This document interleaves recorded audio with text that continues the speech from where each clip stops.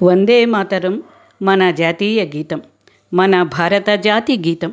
ఏ కార్యక్రమం జరిగినా ముందుగా వందే మాతర గీతాన్ని ఆలపించడం మన సంప్రదాయం. భారత మాతకు మనం అర్పించే భక్తి కుసుమం ఈ గీతాలాపనం. ఈ గీతాన్ని బకించంద్ర చటోపాధ్యాయ 150 సంవత్సరాల క్రితం రచించారు. అందుకే 150 సంవత్సరాల వందే మాతర గీత ఆవిర్భావ వేడుకలను నవంబర్ 7వ తేదీ 2025వ సంవత్సరం నుంచి మొదలుపెట్టి నవంబర్ 7వ తేదీ 2026వ సంవత్సరం వరకు, అంటే ఏడాది పాటు నిర్వహించాలని కేంద్ర ప్రభుత్వం నిర్ణయం తీసుకోవటం ముదావహం.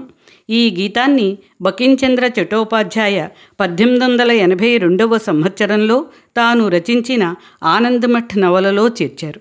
1950వ సంవత్సరంలో ఈ గీతంలోని మొదటి 2 చరణాలు మన జాతీయ గీతంగా అంగీకరించబడి అమలు కాబడ్డాయి. ఈ గీతంలోని వందే మాతరం అనే పదం మన భారత స్వాతంత్ర్య పోరాటంలో భారతీయుల హృదయ ఆక్రందనగా మారిపోయింది. స్వాతంత్ర పోరాట నినాదంగా మన భారతీయుల నోట ప్రతిధ్వనించింది. ఈ పదం ఆంగ్లేయ పాలకుల గుండెలకు శూలంలా గుచ్చుకుంది.